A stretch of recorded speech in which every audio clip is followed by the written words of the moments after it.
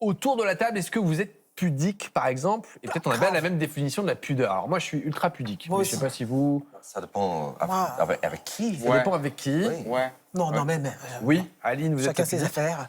Pudique aussi. Pudique. Or, Bah oui, assez. Après, ça dépend aussi avec qui, dans quelles circonstances, mais oui. ok, bon, t'es un ado, donc... Si c'est la famille, ça va. Si c'est la famille, ça va. Ouais, ça. Mais on verra Tranquille. que pour certains, ça peut être un peu gênant. Alors, est-ce que le fait d'être pudique, c'est une question d'hommes, de femmes? Est-ce que les hommes sont plus à l'aise avec la nudité que les femmes ou ça n'a strictement rien à voir? Souvent, mais c'est aussi une question d'éducation, c'est une question de culture, c'est une question d'être à l'aise avec son corps ou pas. C'est beaucoup de choses qui se mêlent en fait. Est-ce qu'il y a un âge à partir duquel on commence à être pudique, où on se dit « Ah bah non, je veux plus me montrer face aux autres parce que mon corps change ». On voit les enfants, ils sont très à l'aise avec ça. Ouais. Mais passé un certain âge, jusqu'à un moment où « Ah bah non, je veux être tranquille. Enfin, je veux être tranquille. Je ne veux plus exposer mon corps. » En général, c'est entre 5 et 7, on commence à avoir plus de mal avec la nudité. On voit les enfants qui se promènent tout nus dans le jardin sans problème. Et puis après, vers 6 ans, ça commence à être plus compliqué. Alors, Atika, vous êtes comédienne, vous avez beaucoup tourné, et forcément, parfois au cinéma, il y a des scènes où on doit être un peu dénudé. Comment Bien ça sûr. se passe? De moins en moins. De moins en moins, vous avez l'impression qu'on... Non, mais parce qu'avec l'âge, Ah non, mais je c'est moins intéressant pour le spectateur. Bon, non, mais bon, c'est vous qui le dites, mais on partage tout cet avis. Toujours est-il que comment vous avez fait? Est-ce que c'est quelque chose qui vous acceptez? Enfin, vous avez accepté? C'était gênant? À l'époque, est-ce que c'était différent? Enfin, comment vous voyez ça? À l'époque, c'était différent, puisqu'il y avait un truc de... tous les prétextes étaient bons pour mettre une femme à poil. Ça a un petit peu changé, mais oui, parfois, c'est évidemment que c'est gênant. En fait, j'ai pas de problème quand dans l'histoire, c'est justifié et que ça fait partie du propos, mais après, quand c'est juste, là, t'es nu et tu passes, mais pourquoi? Non, mais tu verras, ce sera artistique, ça va bien se passer. Là, c'est un peu plus gênant. Mais après, en général, quand on tourne une scène de nudité ou une scène d'amour, on est en équipe restreinte, etc., ce qui est un peu hypocrite, puisqu'après, tout le monde va vous voir sur grand écran ou à la télé.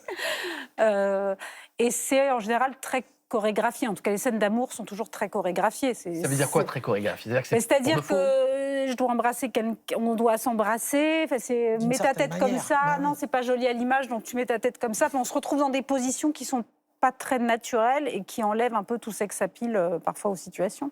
Alors, nous, quand on Mais, regarde ça en tant que téléspectateur, voilà, on s'en rend ouais. pas compte. Ouais. Et vous, il y a des moments où vous vous êtes dit « Ah non, mais là, c'est un peu gênant » ou « Non, non, maintenant, vous avez l'expérience pour dire « Non, mais là, c'est pas justifié » Ah oui, il y a ou- des choses que j'ai refusées, oui, bien sûr. Ouais. Bah, parce que je trouvais que c'était pas justifié, qu'il n'y avait pas besoin à ce moment-là de montrer mes seins ou mes fesses, bien sûr. On a parfois des personnes qui peuvent être gênées d'être nues face à leur partenaire, qui n'osent pas se déshabiller. Est-ce que c'est quelque chose de fréquent, de normal? Est-ce qu'il faut s'inquiéter? Est-ce qu'il y a quelque chose à dire? Qu'est-ce qui est normal? Je pense qu'il faut s'inquiéter si ça gêne la personne, si ça la gêne dans sa relation de couple, si vraiment elle se sent très mal à l'aise. Là, elle peut peut-être pas s'inquiéter, mais en tout cas chercher à résoudre le problème. Si ça gâche tout, si même ça les empêche de faire l'amour, oui, il faut se poser la question. Donc là, c'est un indicateur. Si on a du mal à avoir des rapports parce que cette nudité nous embête, on doit se dire il y a peut-être quelque chose. Mais si à l'inverse, on n'a pas envie d'être nu face à son partenaire, il faut aussi l'accepter quand on est le partenaire aussi, de se dire bon bah ça ne veut pas dire qu'on a un problème forcément. Oui, de préférence, mais chacun doit faire des compromis dans un couple. Donc si le partenaire accepte pas ce que ressent l'autre personne, c'est embêtant.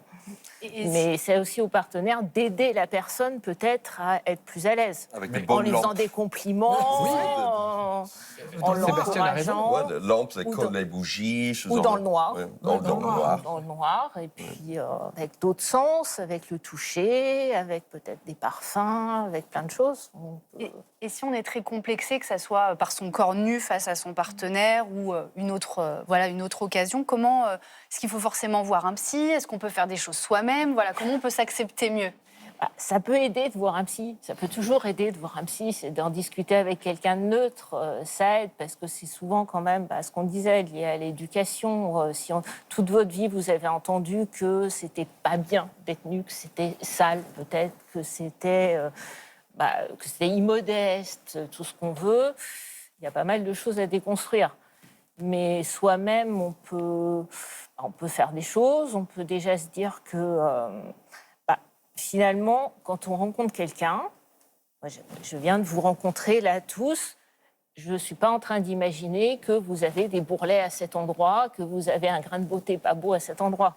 Je vois des gens, je leur parle, c'est chouette, je rencontre des gens, je ne vais pas penser à leur corps. C'est nous qui, on s'imagine que les gens sont focalisés sur nos moindres petits défauts, mais en fait, pas du tout.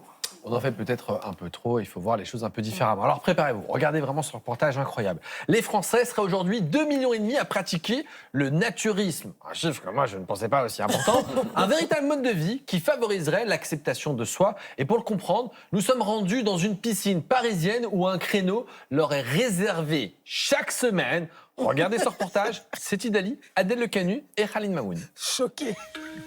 À la piscine, l'usage est de se dénuder et d'enfiler un maillot de bain. Mais le mercredi soir, tout textile est prohibé. L'heure est au naturisme. Une fois par semaine, le bassin est réservé à ceux qui vivent complètement nus.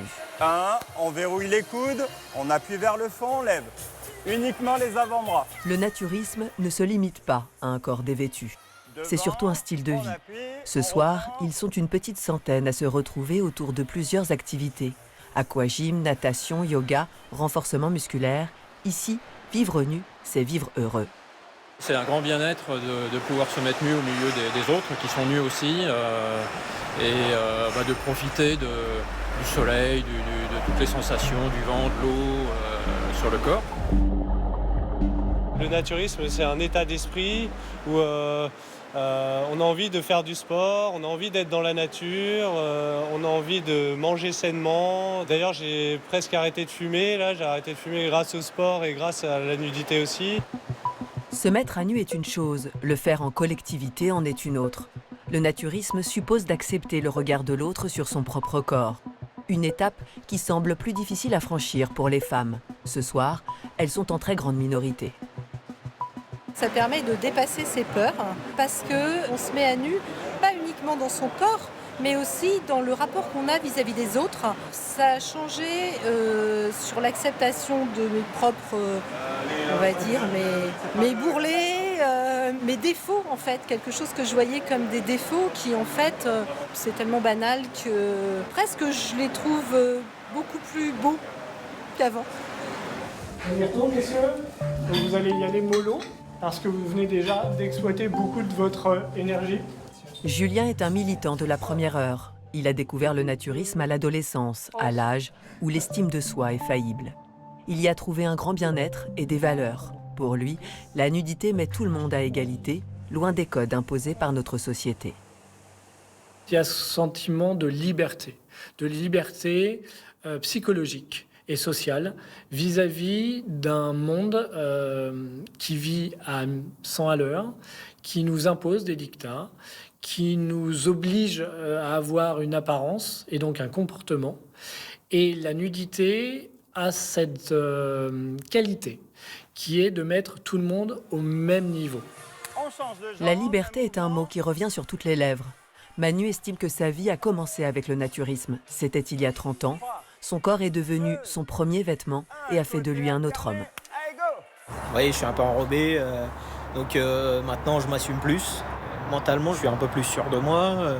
Je suis intimide pourtant et voilà, quand je suis nu, je parle à tout le monde. Le naturisme, en fait, il m'a montré que j'ai pas besoin de vivre pour les gens. Il faut que je vive pour moi. 4 millions de Français se seraient laissés tenter par le naturisme à l'occasion d'un séjour en vacances. La moitié ont franchi le pas, devenant des pratiquants réguliers. Alors, Atika, je vous ai vu très silencieuse, vous avez bien regardé leur Très portable. concentrée. Très concentrée. Oui, c'est-à-dire que moi je comprends, ça m'est arrivé dans des endroits déserts à la plage de bronzer ou de me baigner nu, et je trouve que c'est très agréable en effet de nager nu, mais d'aller jusqu'à une piscine en plein Paris dans la semaine, le mardi à 18h, et d'aller faire du sport à poil. C'est l'horaire qui va pas, c'est ça? Ouais, c'est non, c'est ce pas-là qui pour moi est un peu incongru. Mais sinon, je comprends tout à fait. Et c'est vrai que Ça fait beaucoup de bien d'être à poil, mais Ouais, après, nager faut nu, trouver c'est les agréable, circonstances. mais quand on est seul. Sébastien, est-ce qu'aux États-Unis, on est plus pudique qu'en France? Complètement. Déjà, ce reportage passerait pas à la télévision aux États-Unis. Pourquoi? On peut pas voir des seins nus, on peut pas voir des fesses nues aux États-Unis. On peut tuer des gens. On peut complètement tuer des gens. On peut porter des flingues à la télé, mais pas de fesses nues. C'est pour ça que j'ai fait la blague tout à l'heure, c'est que même sur des boîtes de médicaments, parfois on peut voir des seins nus ou dans une pub. Jamais aux États-Unis. On est très pudique, très puritaine. Le truc, c'est hypocrite. Bien sûr, aux États-Unis. Ah oui, je suis d'accord. C'est pas les derniers non plus, quoi, en fait. Donc, bon, voilà. Ouais. Mais c'est culturel. C'est culturel. Ouais. Le fait de dormir nu, est-ce que c'est bien d'ailleurs? Parce que là, on parle de nudité sous plein de formes différentes, mais certains préfèrent dormir nu. Alors, si on a envie, c'est bien, mais ça aide surtout à réguler la température du corps plus facilement que si on a des pyjamas ou chemises de nuit ou tout ce qu'on veut mettre. Et avec la régulation du corps, si la température n'est pas trop haute, ça joue sur le cortisol, ça joue sur le métabolisme, enfin, d'après les études, je cite les études, du coup, ça permet d'être moins déprimé, apparemment, de stimuler le métabolisme, ce que tout le monde veut faire, évidemment. Donc, ça aurait plutôt des avantages. Donc finalement, la nudité n'est pas un problème tant qu'elle n'enfreint pas la liberté des autres, qu'on ne choque pas.